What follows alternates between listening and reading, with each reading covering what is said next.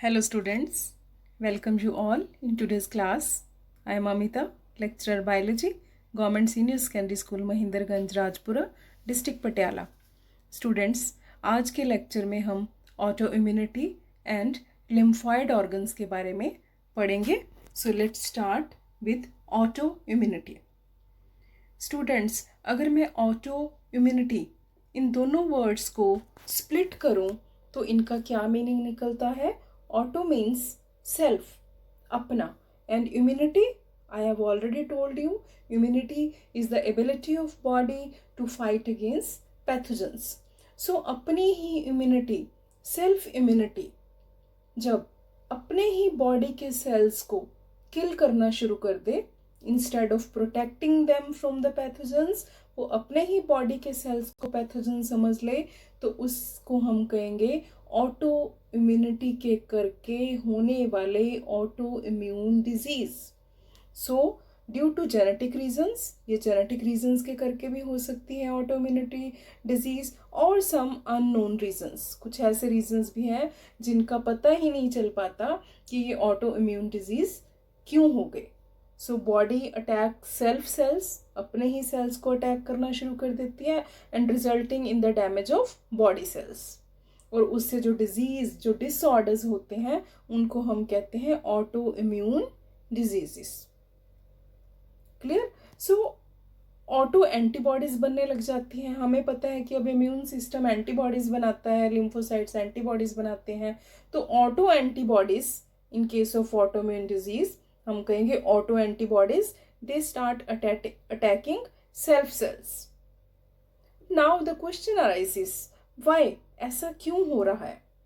ऐसा इसलिए हो रहा है because the body is enable, the immune system is enable to differentiate between self and non self cells. वो अपने ही सेल्स और बाहर से जो फॉरेन पैथोजेंस आ रहे हैं उनके बीच में डिफ्रेंशिएशन नहीं कर पा रहा है. उससे ऑटोइम्यून डिजीज होंगे. अब ये इनेबिलिटी क्यों हो रही है, क्यों हो सकती है ये इनेबिलिटी, इम्यून सिस्टम को कंफ्यूजन क्यों हो रही है कि वो अपने ही सेल्स को रिकॉग्नाइज नहीं कर पा रहा है. उसका reason, one of the reason can be due to matching of surface antigens of pathogens and the body cells. अब मैं आपको डायग्राम से समझाती हूँ. Suppose this is the pathogen and this pathogen has antigen A. ठीक है. Now this is the body cell and coincidentally this body cell also has the antigen A. Now the immune system will come. ठीक है. Immune system will come and it will get confused between the antigen of pathogen and antigen of self cells. और वो क्या करेगा, दोनों को ही किल कर देगा. पैथोजन को तो किल करेगा, वो बॉडी के सेल को भी किल कर देगा. So due to matching of antigens of pathogen and that of body cells, autoimmune disease can arise. अब एक और रीजन भी हो सकता है ऑटोइम्यून डिजीजेस का. क्या होता है कि सप्रेसर सेल्स है. लास्ट लेक्चर में हमने पढ़ा था types of cells. Suppressor cells क्या करते हैं, हाइपर एक्टिव इम्यून सिस्टम को काम डाउन करते हैं, उसको सप्रेस करके रखते हैं. तो उनके सेल्स का जो अमाउंट है वो डिक्रीज होने लग जाता है due to some genetic reason और सम अननोन रीजन. और जो हेल्पर सेल्स हैं उनका नंबर इंक्रीज होने लग जाता है. अब सप्रेसर सेल तो काम डाउन करेंगे इम्यून सिस्टम को. हेल्पर सेल्स क्या करते हैं, हेल्पर सेल्स जो किलर सेल्स हैं, साइटोकिलर सेल्स हैं, उनको एक्टिवेट करते हैं. उनको बार बार कहते हैं कि पैथोजन की एंट्री हो गई है उसको मारो, पैथोजन की एंट्री हो गई है उसको मारो. तो वो कॉन्टिन्यूसली जो है किलर सेल्स को स्टिमुलेट करते रहते हैं. और किलर सेल्स इतने स्टिमुलेट हो जाते हैं कि वो अपने ही बॉडी के सेल्स को मारना शुरू कर देते हैं. और किलर सेल्स को काम डाउन करने के लिए सुप्रेसर सेल तो ऑलरेडी वो क्या है, वो कम हो चुके हैं. ठीक है. So this can also be the reason of auto immune disease. अब हम एक एग्जाम्पल करते हैं ऑटो इम्यून डिजीज की, रूमेटॉइड आर्थराइटिस. आपने कॉमनली आर्थराइटिस सुना होगा, ओल्ड एज प्रॉब्लम होती है, बोन्स डिजनरेट हो जाती हैं, जॉइंट्स में पेन होती है। But rheumatoid arthritis it is an auto immune disease. इसमें क्या होता है कि जो इम्यून सिस्टम कंफ्यूज हो चुका है वो मिस्टेकली गलती से एंटीबॉडीज, ऑटो एंटीबॉडीज जो है जॉइंट्स के पास भेजने लगता है, और जॉइंट के आसपास जितने भी सेल्स हैं, ठीक है, वो उस एंटीबॉडीज उनको अटैक करने लग जाती हैं, और उससे क्या होगा, जॉइंट्स में पेन होगी, वहाँ पे स्वेलिंग होगी। अब जॉइंट्स हमारे हैंड्स में भी होते हैं, रिस्ट में है, फीट में है, स्पाइन में है, नीज में है, तो कहीं पे भी ये एंटीबॉडीज जा सकती हैं और उस जॉइंट को डैमेज कर सकती हैं। सो जॉइंट्स को जब एंटीबॉडीज ही किल करने लग जाए तो उसको हम कहते हैं रूमेटॉइड आर्थराइटिस। अब आप देखो, आपको दिख रहा है कि ये जो हमारे मेटाकार्पल्स हैं, ठीक है, मेटाकार्पल जॉइंट्स हैं, यहाँ पे स्वेलिंग हो गई क्योंकि यहाँ पे एंटीबॉडीज ने किल करने शुरू कर दिए जॉइंट्स। मैं आपको डायग्राम जूम करके दिखाती हूँ। आप देखो यहाँ पे जो साइनोवियल मेम्ब्रेन है उसमें स्वेलिंग आ गई, रेडनेस आ गई। Clear? So this is rheumatoid arthritis, how it affects your joints.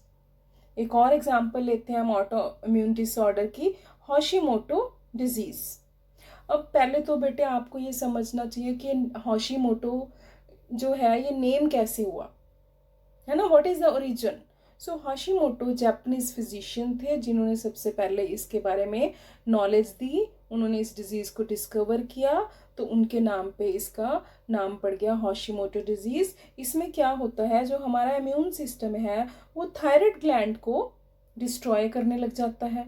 अब आपको पता है, आपने क्लास 11th में की थी, एंडोक्राइन ग्लैंड्स नेक में एच शेप थायराइड ग्लैंड है, तो जब इम्यून सिस्टम उसी पे ही अटैक करने लग जाएगा, और थायराइड ग्लैंड बहुत इंपॉर्टेंट हार्मोन क्रिएट करती हैं, तो हार्मोन इम्बैलेंस हो सकते हैं, ठीक है। तो इन हॉशिमोटो क्या होगा, थायराइड ग्लैंड जो अंडर एक्टिव हो जाएगी, उसकी सिक्रीशन कम हो जाएगी, उसके हार्मोन्स कम सिक्रीट होने लग जाएंगे, तो हम बोलेंगे हाइपोथायराइडिज्म।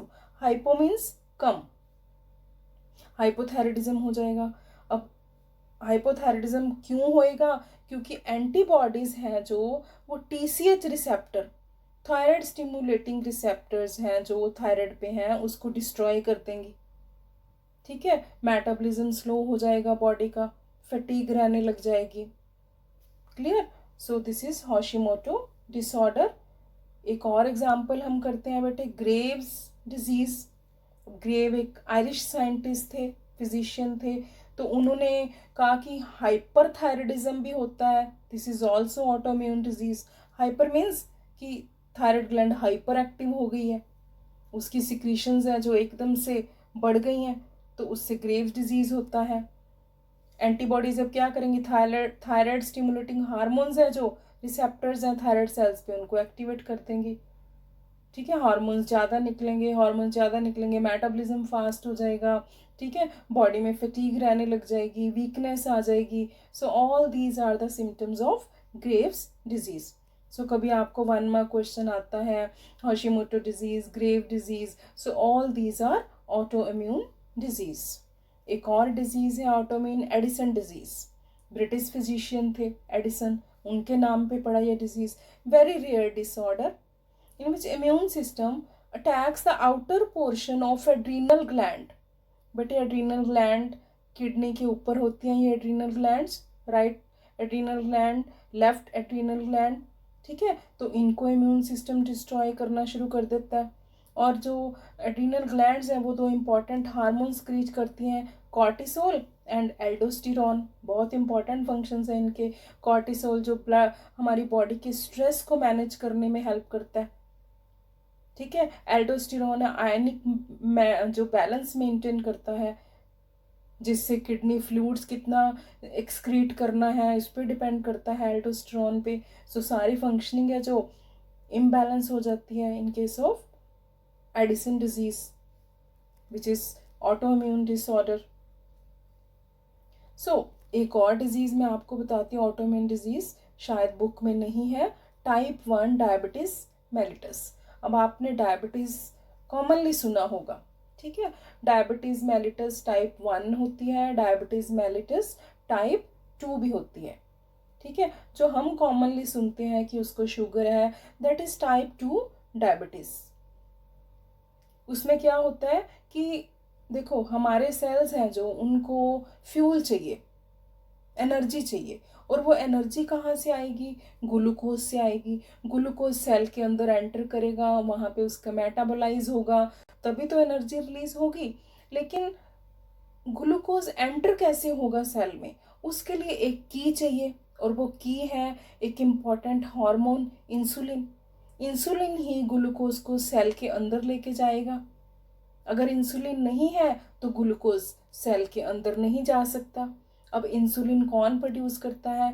बेटे आपने क्लास 11th में भी पढ़ा हुआ है, पेनक्रिया के जो बीटा सेल्स हैं, ठीक है, वो क्या प्रोड्यूस करते हैं? Let me come to the this slide. Pancreatic cells हैं जो, beta cells of pancreas, they secrete insulin. Insulin ही वो की है जो ग्लूकोज को सेल के अंदर लेके जाएगी। और जब पेनक्रियास के beta cell due to this auto immune disease kill होने शुरू हो जाएंगे, तो इंसुलिन है जो बननी बंद हो जाएगी, कम हो जाती है। तब उस केस में हम कहते हैं कि टाइप 1 डायबिटीज मेलिटस है। अब टाइप 2 क्या होता है कि समहाउ इंसुलिन तो प्रोड्यूस हो रही है बॉडी में, लेकिन सेल रिस्पॉन्ड नहीं कर रहा उस इंसुलिन को, इंसुलिन अंदर नहीं जा पा रही है, तो धीरे धीरे वो बननी भी बंद हो जाएगी। फिर उस केस में हम कहते हैं कि now it is type 2 diabetes. Clear बेटे? सो आपको डिफरेंस पता होना चाहिए, type 1 and type 2. So all these are the important examples of autoimmune disease. Okay, now till now you have studied about immunity, what is immunity, types of immunity, types of cells, how they work. ठीक है, लेकिन question अब ये आता है बेटे कि ये जो इम्यूनिटी है, मैंने आपको बताया कि इम्यून सिस्टम देता है हमें। ठीक है, अब सिस्टम के कौन कौन से ऐसे ऑर्गन्स हैं जो इस सिस्टम के लिए काम करते हैं? सो ऑर्गन्स काम क्या करते हैं? वो इन्फेक्शन से फाइट करते हैं, पैथोजन से फाइट करते हैं। And the organs, all the organs which fight with pathogens, which fight with infections, they make the immune system. तो उनका मेन काम क्या है? पहले एंटीजन को रिकॉग्नाइज करना, पैथोजन की पहचान करनी, फिर उस पैथोजन की पहचान करके एंटीबॉडीज बनानी, फिर एंटीबॉडीज उस पैथोजन को किल कर देंगी, और फिर मेमोरी में सेव हो जाएगा। So these are the 3 important task of our immune system. Clear? अब ऑर्गन्स कौन से हैं? What are the components of immune system? अब हमें ये देखना है। तो जो इम्यून सिस्टम के ऑर्गन्स हैं कौन कौन से हैं बेटे? बोन मैरो है, थाइमस है, अपेंडिक्स, आपने डाइजेस्टिव सिस्टम में इसका नाम पढ़ा होगा, लिम्फेटिक सिस्टम में आपने lymph nodes, lymph vessels, tonsils के बारे में पढ़ा होगा, spleen. So all these are the components of our immune system. अब इन ऑर्गन्स को एक स्पेसिफिक नेम दिया हुआ है, lymphoid organs. Why lymphoid organs? क्योंकि बेटे हमें पता है कि बॉडी में जो लिम्फोसाइट्स हैं वो एंटीबॉडीज प्रोड्यूस करते हैं, और एंटीबॉडीज हैं जो वो पैथोजेंस को किल करती हैं। So lymphocytes are the hero of lymphatic system, sorry immune system. ठीक है, सो इसीलिए इन ऑर्गन्स को हमने क्या नाम दे दिया? Lymphoid organs. अब 2 टाइप्स के लिम्फॉइड ऑर्गन्स है, primary lymphoid organs and secondary lymphoid organs. ठीक है, चलो हम देखते हैं प्राइमरी लिम्फॉइड ऑर्गन्स कौन से हैं। Bone marrow and thymus, these are the primary lymphoid organs, जिनमें लिम्फोसाइट्स बनते हैं, लिम्फोसाइट प्रोड्यूस होते हैं, लिम्फोसाइट मैच्योर होते हैं, लिम्फोसाइट डिफ्रेंशिएशन उनकी होती है। So these are the main primary lymphoid organs, आपको याद रखना है, बोन मैरो एंड थाइमस। उसके बाद आ जाते हैं secondary lymphoid organs. Secondary lymphoid organs का क्या काम है? वो साइट प्रोवाइड करते हैं for the interaction of lymphocytes with the antigens. अब आपको आगे मैं समझाऊंगी कि कैसे साइट प्रोवाइड करते हैं, मेनली इनका कैसे वर्किंग है सेकेंडरी लिम्फॉइड ऑर्गन्स की। तो उससे पहले आप नाम लर्न करो कि कौन कौन से सेकेंडरी लिम्फोइड ऑर्गन्स हैं, लिम्फ नोड है, स्प्लीन है, पेयर पैचेस हैं इंटेस्टाइन में, ठीक है, अपेंडिक्स है, these are the secondary lymphoid organs. और ये दो मैंने आपको बता ही दिए हैं, bone marrow and thymus, they are the primary lymphoid organs. अब सेकेंडरी लिम्फोइड ऑर्गन्स को हम वन बाय वन देखते हैं कि वो कैसे काम करते हैं। फर्स्ट तो स्प्लीन है, सबसे बड़ा सेकेंडरी लिम्फोइड ऑर्गन है, बीन शेप है, हमारे डाइजेस्टिव सिस्टम की लेफ्ट साइड के ऊपर पड़ा होता है, स्टमक के ऊपर, और इसमें लिम्फोसाइट्स होते हैं, फैगोसाइट्स होते हैं, ठीक है। और ये फिल्टर की तरह काम करता है, जब भी ब्लड इसमें से निकलेगा तो ये ब्लड में जितने भी पैथोजेंस हैं उनको फिल्टर कर लेगा, और इसमें फैगोसाइट्स हैं, उन पैथोजेंस को ये किल कर देगा, ठीक है। तो इसको रेजर्वायर ऑफ एरिथ्रोसाइट्स भी कहते हैं, इसको ब्लड बैंक भी कहते हैं। क्या कहते हैं स्प्लीन को? ब्लड बैंक, आपको याद रखना है। सो इसका काम है to filter the blood and to clear the blood from pathogens. अगला लिम्फोइड ऑर्गन क्या है? लिम्फ नोड्स, ठीक है। आप ये जो green green network of vessels देख रहे हो, this is the lymphatic system. और लिम्फेटिक सिस्टम में क्या होगा? वेसल्स में कई जगह पे these solid ball like structures, balloon like structure you can see, these are the lymph nodes. यहाँ पे कई जगह पे होंगी, जैसे अंडर आर्म्स में होती हैं, ठीक है, नियर ओवर गोनड्स होती हैं लिम्फ नोड्स, चेस्ट के पास लिम्फ नोड्स होती हैं, these swollen structures, these are secondary lymphoid organ. जहाँ जहाँ पे लिम्फ वेसल्स जाएंगी वहाँ पे पर्टिकुलर एरियाज में कई जगह पे लिम्फ नोड्स बनेंगी। अब लिम्फ नोड्स क्या करती हैं? They also trap the pathogens और एंटीजेंस। जब भी लिम्फ सर्कुलेट करेगा लिम्फ वेसल्स में, तो लिम्फ के साथ साथ कई बार पैथोजेंस भी आएंगे। तो ये जो लिम्फ नोड्स हैं, ये लिम्फेटिक वेसल्स में, जैसे जैसे पुलिस मेन कई जो होती हैं रोड्स पे पेट्रोलिंग करती हैं, तो ये लिम्फ नोड्स पेट्रोलिंग करती हैं कि कोई अगर आ रहा है पैथोजन तो उसको ट्रैप कर लेती हैं। ट्रैप करने के बाद एक्चुअल में फिर क्या होता है, वहाँ पे लिम्फोसाइट्स इकट्ठे हो जाते हैं, और फॉर लिम्फोसाइट्स उस ट्रैप्ड एरिया में पैथोजेंस को किल करते हैं। सो अब आप समझ गए होंगे कि जो लिम्फोइड ऑर्गन्स हैं, सेकेंडरी लिम्फोइड ऑर्गन्स हैं, they provide site for the action of lymphocyte with the pathogen. ऐसे लिम्फोइड टिश्यू भी होते हैं हमारी बॉडी में, ठीक है। रेस्पिरेटरी सिस्टम में लिम्फोइड टिश्यू है, डाइजेस्टिव सिस्टम में लिम्फोइड टिश्यू है, ठीक है। यूरोजेनाइटल सिस्टम में भी जो ट्रैक्ट है जो, उसमें भी लिम्फेटिक टिश्यू मिलता है जो पैथोजेंस को किल करता है। अब लिम्फोइड टिश्यू है malt, mucosal associated lymphoid tissue. Body में जहाँ पे भी म्यूकोजल सेल्स होंगे वहाँ पे ये लिम्फोइड टिश्यू होगा, एंड वहाँ पे क्या है, पैथोजन जैसे ही आएगा वहाँ पे लिम्फोसाइट्स किल कर देंगे।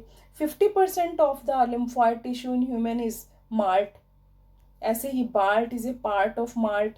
ब्रोंकस एसोसिएटेड लिम्फोइड टिश्यू जो हमारे ब्रोंकस एरिया में होता है। GALT gut associated lymphoid tissue, हमारा जो डाइजेस्टिव ट्रैक्ट है उसमें भी है लिम्फोइड टिश्यू, कि फूड के साथ अगर कोई पैथोजन जा रहा है तो ये टिश्यू उसको किल कर देगा। टॉन्सिल्स, टॉन्सिल्स भी जो हैं they are secondary lymphoid organs, ठीक है। Soft tissue lumps near throat area, हमारे गले के अंदर आप देख रहे हो जैसे ना लंप्स होते हैं, स्वेलिंग, थोड़ी सी स्वेलिंग है दोनों तरफ, these are the tonsils, they contain lymphoid tissues.